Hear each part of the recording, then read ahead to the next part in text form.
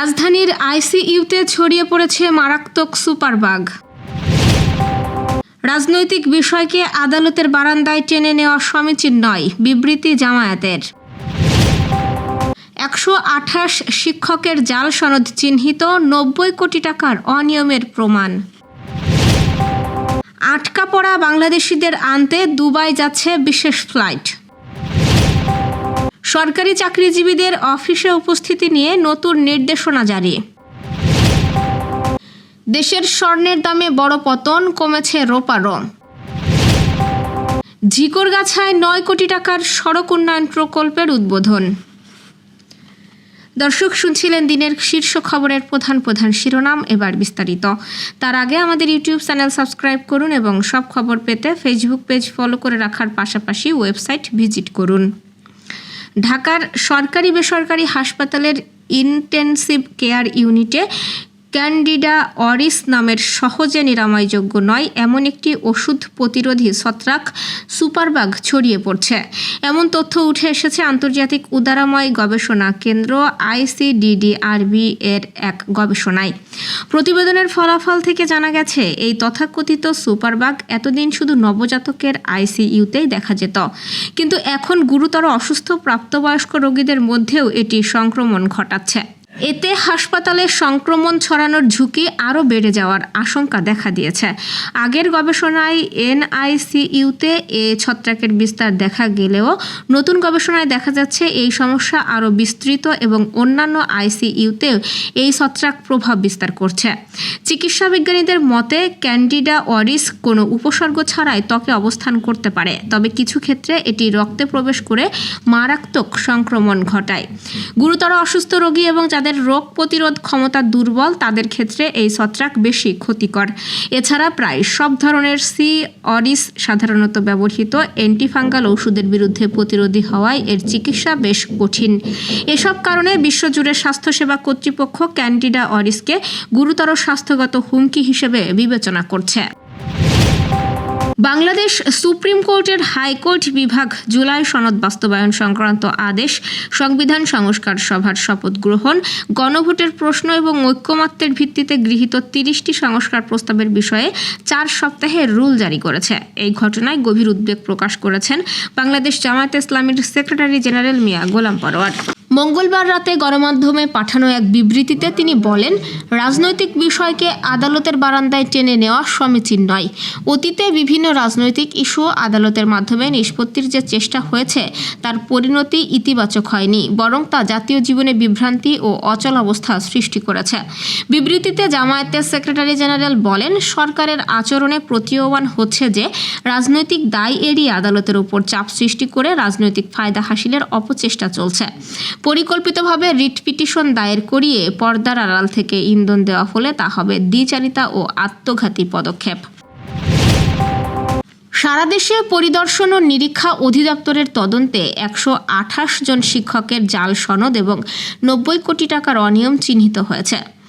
176.523 acre জমি উদ্ধারের সুপারিশ সহ শিক্ষকদের বিরুদ্ধে কঠোর আইনি ব্যবস্থা নেওয়া হচ্ছে। শিক্ষা প্রতিষ্ঠানের অনিয়ম নিয়ে অভিযোগ জমা হয় শিক্ষা মন্ত্রণালয়ের আওতাধীন পরিদর্শন ও নিরীক্ষা অধিদপ্তরে। সারা দেশে 6 মাসে বিভিন্ন শিক্ষা প্রতিষ্ঠানের 128 জন শিক্ষকের জাল সনদ চিহ্নিত করেছে পরিদর্শন ও নিরীক্ষা অধিদপ্তর। একই সঙ্গে 90 কোটি টাকার অনিয়মেরও প্রমাণ পেয়েছে। তাদের বিরুদ্ধে কঠোর ব্যবস্থা নেওয়া হবে বলে জানিয়েছে অধিদপ্তর। প্রতিদিনই কোনো না কোনো শিক্ষা প্রতিষ্ঠানের অনিয়ম নিয়ে অভিযোগ জমা হয় শিক্ষা মন্ত্রণালয়ের আওতাধীন পরিদর্শন ও নিরীক্ষা অধিদপ্তরে। ধাপে ধাপে সেগুলোর তদন্ত হয়। গত 6 মাসে 973টি শিক্ষা প্রতিষ্ঠানের নানা অনিয়মের তদন্ত করেছে অধিদপ্তর। এর মধ্যে 90 কোটি টাকার অনিয়মের প্রমাণও মিলেছে। তদন্ত প্রতিবেদনে বলা হয়েছে, এসব টাকা সরকারি কোষাগারে ফেরত দিতে হবে।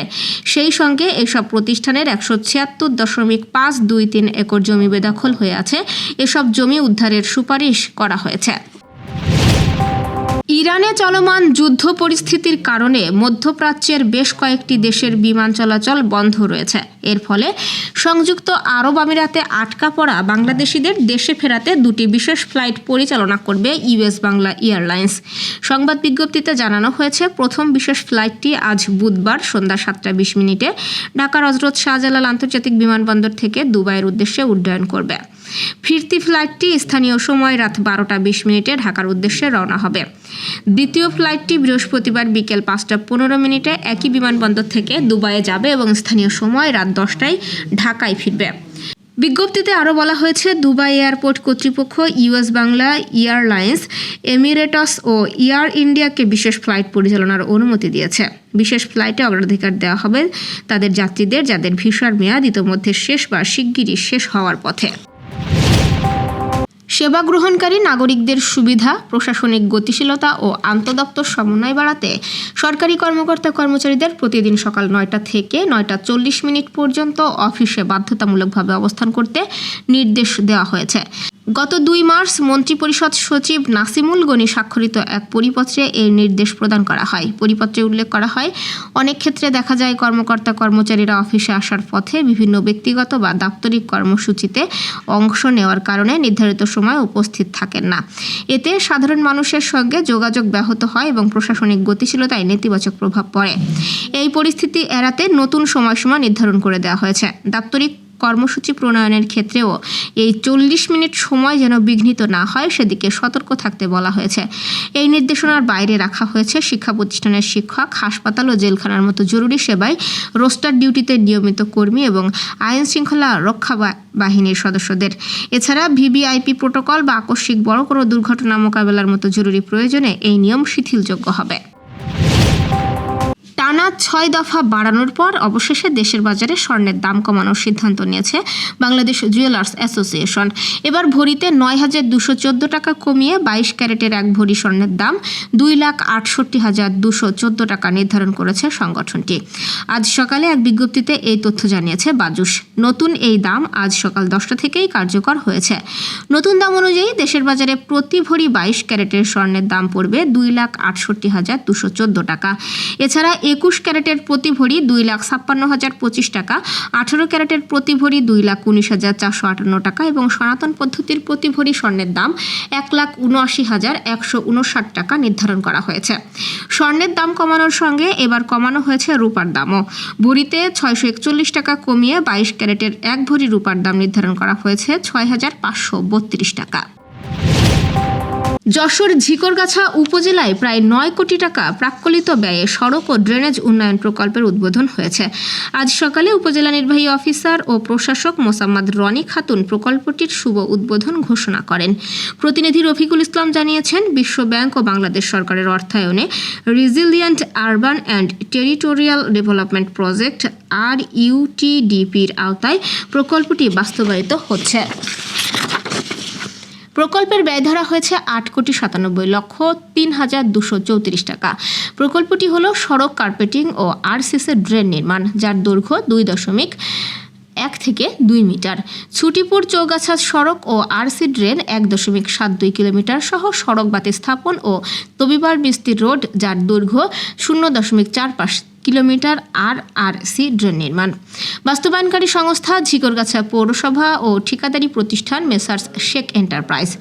উদ্বোধনী অনুষ্ঠানে উপজেলা নির্বাহী অফিসার সহ উপজেলা প্রকৌশলী সাইফুল ইসলাম মোল্লা, পৌর সহকারী প্রকৌশলী ইদ্রিস আলী সহ অন্যরা উপস্থিত ছিলেন। দর্শক, এই ছিল এখনকার আয়োজন। পরবর্তী খবর দেখুন বেলা 2:30টায়। আজ ইফতারের সময় সন্ধ্যা 6টা বেজে 11 মিনিটে। এতক্ষণ সাথে থাকার জন্য ধন্যবাদ।